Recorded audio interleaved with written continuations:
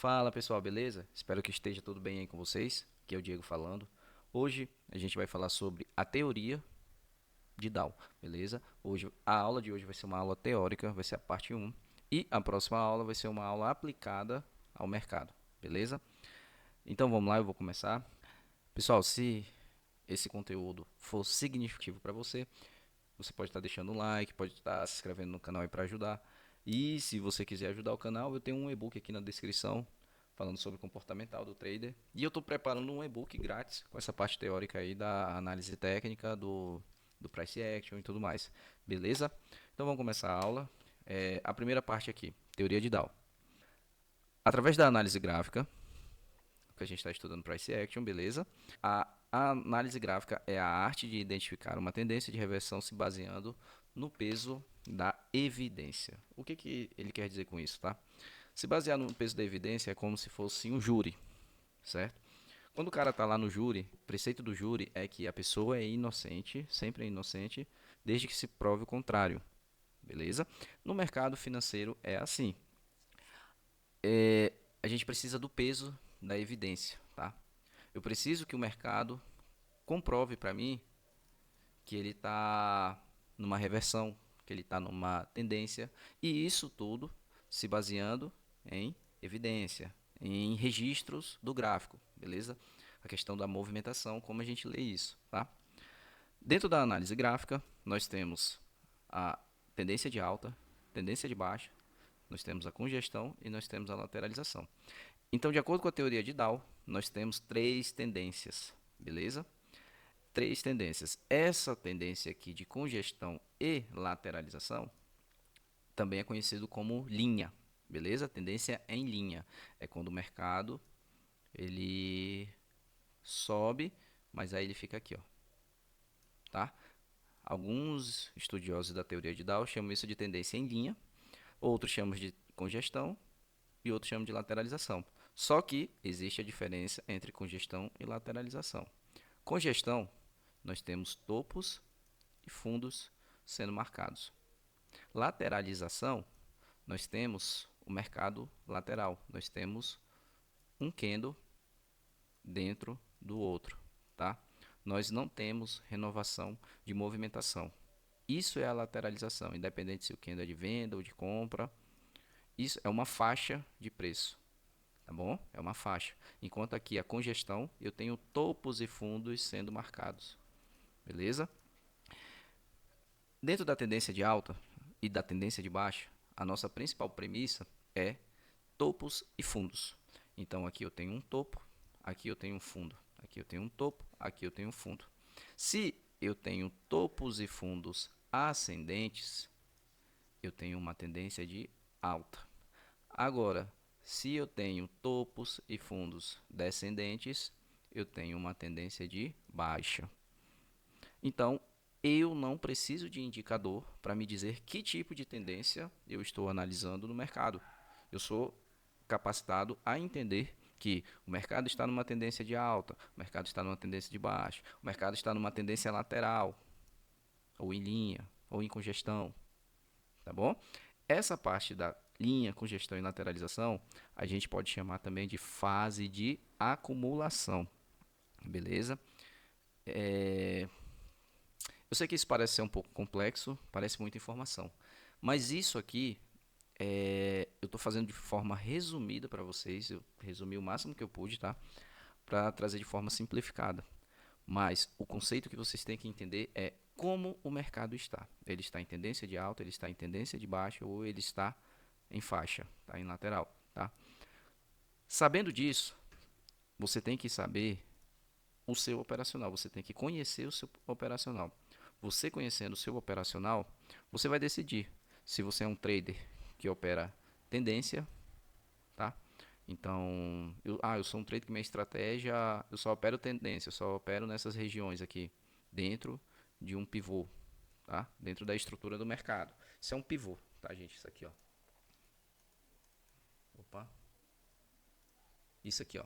Isso é um pivô, beleza? Dentro do pivô, nós temos essa região de entrada. Toda essa região aqui é uma região de entrada de um pivô.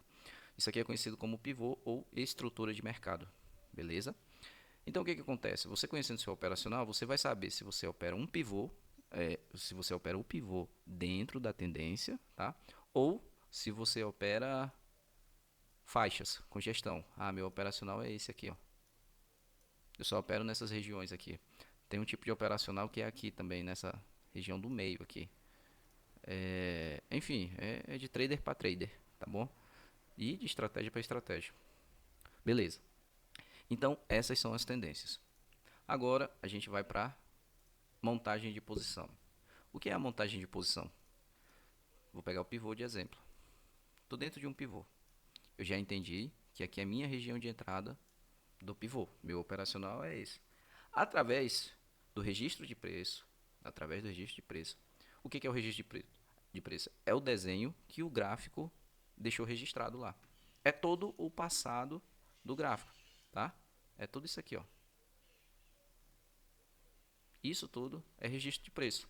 Através desse registro de preço, primeiro, você vai identificar em que situação o mercado se encontra.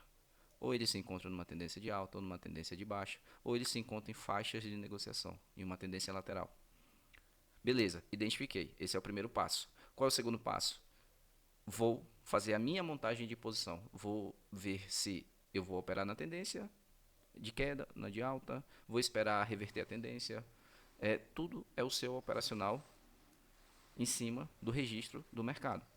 Dentro disso, você vai ter o seu risco-ganho operacional e risco-ganho financeiro. O que é o risco-ganho operacional?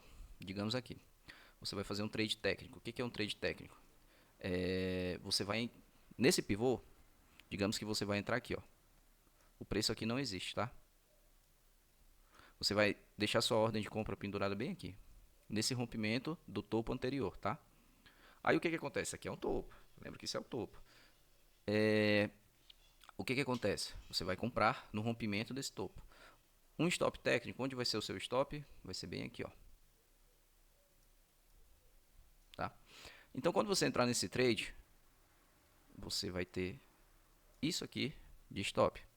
Qual é o seu alvo? Então, o meu alvo vai ser 100% dessa perna 1. Então, digamos que aqui andou entre a máxima e a mínima desse topo para esse fundo, andou aqui 100 pontos. Então, desse fundo até o próximo topo, tem que andar 100 pontos. Isso é a projeção, tá? Isso vai ficar esclarecido mais lá para frente. Então, o que acontece? Digamos que aqui, ó, só nesse pedaço já andou 50 pontos. Então, você só tem mais 50 pontos de alvo para frente. Concorda? Então, o que acontece? Aqui, o seu risco-ganho operacional é 1 para 1. O que é o risco-ganho operacional? 1 para 1. É o meu risco, o que eu estou topando perder, para o que eu quero ganhar. Então, se eu estou topando perder 50 pontos, eu estou tentando ganhar 50 pontos. Esse é o risco-ganho operacional. E financeiro? O risco-ganho financeiro, usando o mesmo exemplo aqui, é que, sei lá, nesse stop, o valor financeiro seja R$ 10. E o meu alvo aqui seja R$ 10. Então, o meu risco-ganho financeiro, risco 1, ganho 1. 1 para 1. Então, o que acontece? Ajustando para o operacional, vai ter situações, isso aí eu vou falar mais para frente, mas eu só vou adiantar para vocês. O que acontece? Esse tipo de operacional aqui com risco ganho 1 para 1, você tem que acertar muito, você tem que ser muito assertivo, tá? Você tem que ter uma taxa de acerto de mais de 70%. Isso é possível? Claro que é. Só que é um pouco exaustivo, tá? Ainda mais para quem está iniciando. Mas beleza. Como eu melhoro isso? Eu melhoro isso nas minhas entradas. Ao invés de comprar aqui, eu posso muito bem comprar aqui. Seria, sei lá, numa reversão. Lembra da aula de boxe? Digamos que aqui, né, vem o boxe caindo aqui, ó. Pá, pá, pá. Aí digamos que o boxe virou. Deu uma virada de boxe. Sinalização e depois confirmação, que aqui é um fundo. Eu posso ou entrar aqui nesse box de confirmação, deixa eu puxar para cá, ou eu posso entrar nesse aqui de sinal, tá bom? Onde vai ser meu stop? Meu stop vai ser o mesmo tamanho inicial, mas o meu ganho vai ser maior. O alvo é o mesmo. O alvo é a projeção da perna 1. O alvo sempre é o mesmo. O que muda é a sua estratégia. Como você vai operar isso aí. Beleza? Então, olha a diferença do ganho quando você tem um risco ganho operacional e financeiro maior do que quando você tem 1 para 1. Então, aqui é como se fosse um 5 para 1. De 3 a 5 para 1. Então, a sua taxa de acerto pode diminuir, mas em compensação, você compensa no risco ganho. Você é uma pessoa lucrativa. Então, aqui é como se você fizesse um risco de... eu vou arriscar aqui agora R$ 15. Em compensação, R$ 15. Em compensação, eu vou tentar ganhar aqui, ao invés de ganhar 50 agora, eu vou ganhar 80. Olha a diferença que é. Aí você pega 80, divide por 15, você vai ver quanto em proporção, isso é a proporção, tá? Quanto em proporção vai dar aqui, sei lá, é 5 para 1. Deve ser 5 para 1. Na verdade é 1 para 5, né? Mas o vício já, o conceito assim que eu tenho, eu falo ao contrário, tá bom? Então é um risco ganho de 1 para 5. Eu topo perder 1, mas em compensação eu quero ganhar 5 vezes mais. Beleza? Tanto no risco ganho operacional como no financeiro, o conceito é o mesmo. Continuando aqui. Teoria de Dow, o nome de quem criou foi Charles Henry Dow, tá? Em 1900 alguma coisa. Isso que ficou bem claro depois da crise de 29, de 1929, Foi daquela crise lá do crédito, que teve problemas ferroviários, questão de terreno, essas coisas todas, tá? Então, as principais teorias que a gente usa são a teoria de Dow e as ondas de Elliott, beleza? Essas teorias têm mais de 100 anos e até hoje são usadas, tá? Como base para se fazer indicadores, principalmente indicadores de tendência. Robô operacional. Os robôs operacionais, eles são baseados em médias, e as médias vêm das tendências, leituras de tendência. Então elas são, isso aqui, ó, é extremamente correlacionado. Os indicadores são a base para ser feito. O indicador é a base para ser feito um robô, tá bom? Através dos indicadores, a gente também já identifica as tendências. Tem os indicadores de tendência curta, tendência longa. Sentimento do mercado. O sentimento do mercado, através de indicadores, existem indicadores, que faz a gente entender se o mercado está num sentimento altista, de alta, ou um sentimento baixista, de baixa, ou um mercado de acumulação. Tem indicador para isso. Mas lembre-se, todo indicador é atrasado. Todo indicador é atrasado. Tá bom? Então, eu não posso executar minha estratégia porque o indicador está mandando. Eu tenho que executar minha estratégia com o auxílio da informação que o indicador está me falando. E outra coisa, indicador não segura preço. Se tiver fluxo, vai romper indicador, vai fazer o que for. Beleza? O sentimento do mercado e o apetite do mercado, eles estão diretamente correlacionados, tá? E aqui a gente também vai ver os principais pontos de entrada. Por que os principais pontos? Porque os indicadores, eles mostram tem indicador, né, que mostra as melhores regiões lá de acumulação, validação de suporte e resistência. Suporte e resistência são regiões do mercado, onde a gente vai estudar também. Então, essas duas teorias aqui são fundamentais para o mercado, principalmente para a análise técnica, como price action, beleza? Só que o que acontece? A análise técnica, ela leva em consideração tudo isso aqui. O price action não. Price action só é a análise do topo e fundo ascendente, topo e fundo descendente, lateralização, congestão. Isso é a movimentação do preço. É um padrão de alta, uma estrutura de mercado de alta. É uma estrutura de mercado de baixa. É o estudo em cima do registro gráfico. Isso é o price action, tá? A diferença do price action para a análise técnica. Beleza? A teoria de Dow foi desenvolvida para estudo do comportamento do preço. O comportamento do preço é o registro gráfico. Acabei de falar para vocês. É um padrão de alta, é um padrão de reversão, é um padrão de continuação, tá bom? Então tudo isso a gente estuda através do comportamento do preço. beleza? Ela é fundamentada em três tendências: tendência primária, secundária e terciária. A primária é uma análise de preço macro, a secundária explica as correções e ruídos que acontecem na tendência primária, e a terciária, de forma mais detalhada, explica a tendência secundária. Então, olha só, é uma correlação. É uma correlação. Vou fazer a intensidade de linha aqui, ó. Isso aqui é uma linha de alta. O preço está em alta. Beleza? Agora, essa é a tendência primária. Agora eu vou para a tendência secundária. Secundária ou intermediária, tá? Depende do autor. A tendência secundária, ela está fazendo isso aqui, ó.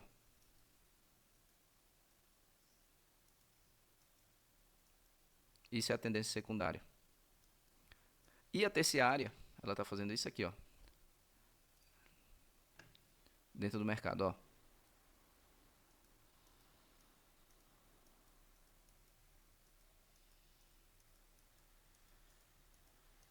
Tá bom?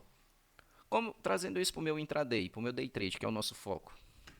Então, a linha azul pode ser um gráfico semanal, a linha verde o diário e a vermelho de 60. Ou se eu quero afinar mais ainda o meu operacional, a linha azul pode ser o gráfico diário, a verde pode ser o gráfico de 60 e a vermelha pode ser o gráfico de 15. Tá bom? Só que qual é o problema disso?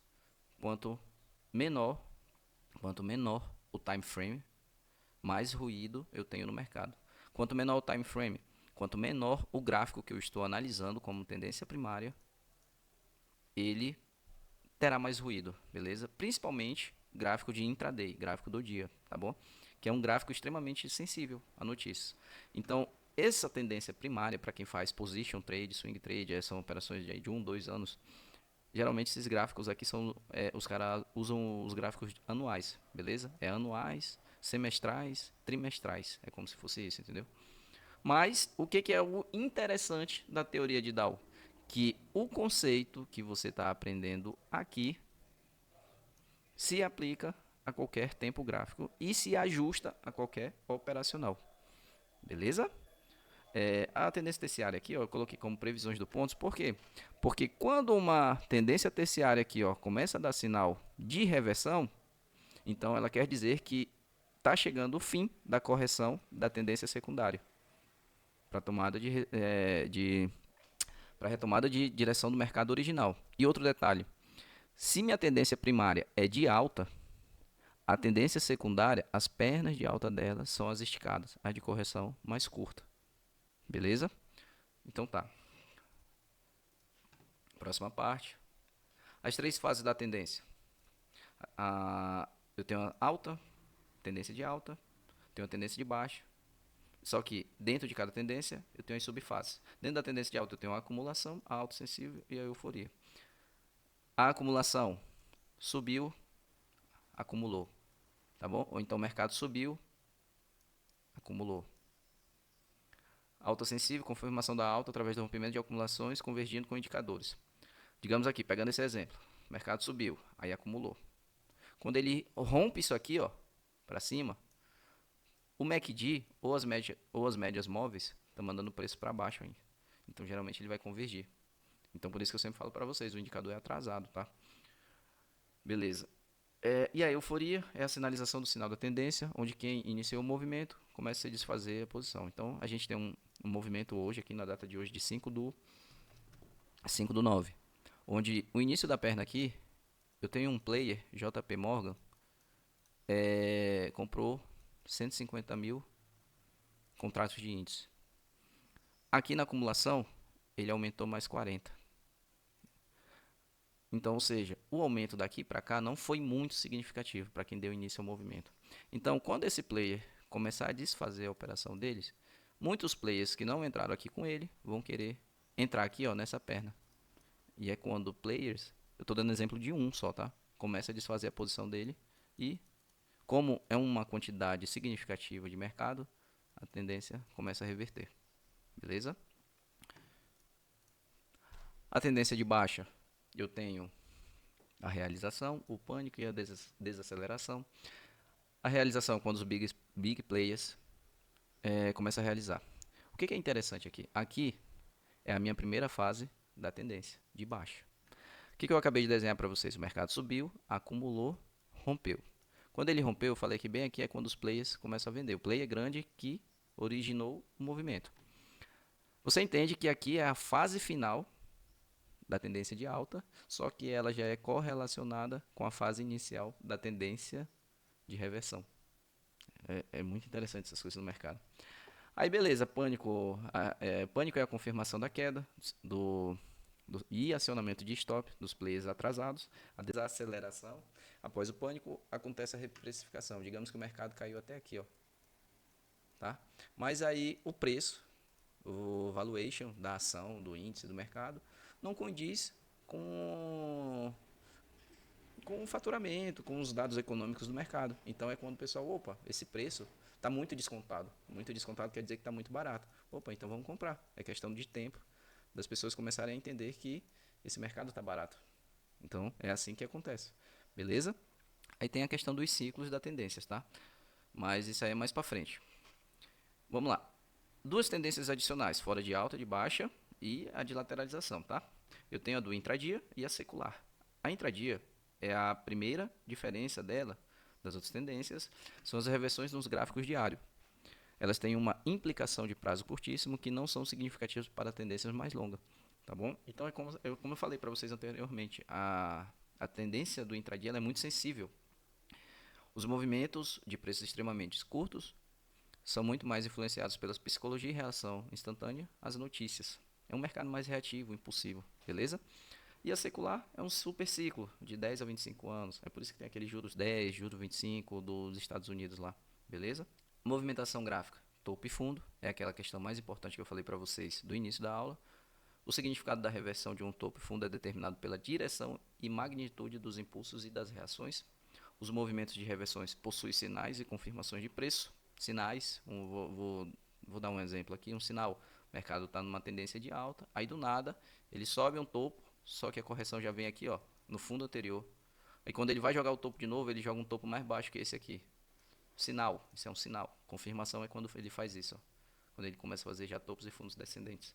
Beleza? As regras de ouro. A correção de um movimento deve se dar de 1/3 a 2/3 da correção do movimento principal. Veja bem, a gente está falando de teoria de Dow. A gente não está falando de Fibonacci. Mas quando você estuda Fibonacci ele fala das regiões de correção do preço. A outra eu acho que é 33%, eu não lembro. É porque eu não uso ela, eu só uso essas duas aqui, tá? Então, Fibonacci, através da matemática, ele transformou em percentual o tamanho da correção. Perna 1, perna 2. Essa perna aqui, ó, é a correção. Então, ela pode vir, teoricamente, com uma teoria de Dow, ela tem que ter 1/3 da perna. Então, divide essa perna em 3. 1, 2, 3. Então, a primeira correção dela pode ser aqui, ou, no máximo, aqui. Se passar disso, não é mais correção, é reversão, dentro da teoria de Dow. Fibonacci, Elliott, a gente vai ver nas próximas aulas aí.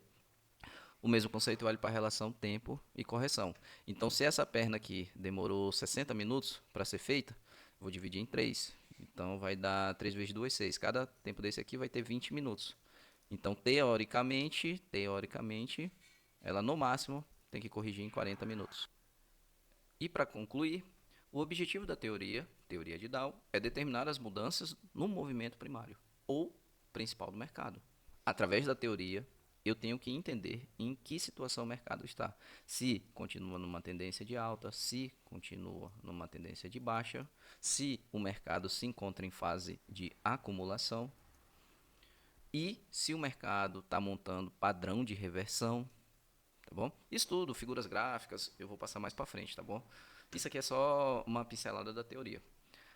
A teoria nem sempre acompanha o ritmo dos eventos, tá bom? Nem sempre acompanha os ritmos dos eventos. O que são os eventos? Notícias, decisões de bancos centrais. Como eu falei, ela é registro do que aconteceu. O gráfico é um registro do que aconteceu. Então as coisas acontecem depois que fica registrado no gráfico. Beleza? Ela ocasionalmente deixa o investidor em dúvida e de forma nenhuma ela é infalível. Por que ela deixa o investidor em dúvida? Porque muitas vezes você vai pegar o mercado e o mercado faz isso aqui, ó. Pá, pá, pá. Teoricamente, reverteu a tendência, né? E confirmou. Só que o que acontece? Num gráfico maior, o mercado só está fazendo isso aqui, ó. Por isso que a gente tem que entender a correlação tendência primária, secundária ou terciária, tá? Justamente para a gente não ficar em dúvida, mas mesmo assim, a questão é, da onde é esse movimento? Da onde é? É do mensal? É do anual? É do semanal? É do diário? A gente sempre tem que estar se questionando isso, beleza? Pessoal, eu vou encerrar por aqui, tá? A segunda parte da aula vai ser a questão aplicada ao gráfico. E eu não entrei muito a fundo porque tem muito material bom aí na internet, no próprio YouTube tem gente dando quase uma hora de aula explicando esse negócio, não que eu tenha visto, tá? Meu fundamento aqui foi o livro Análise Técnica Explicada por Martin J. Pring, beleza? Então, através dele que eu trouxe esse slide para vocês. Eu espero que isso ajude. Se gostou, é isso aí. Deixa um like aí e vamos para a próxima aula. Valeu, pessoal. Falou!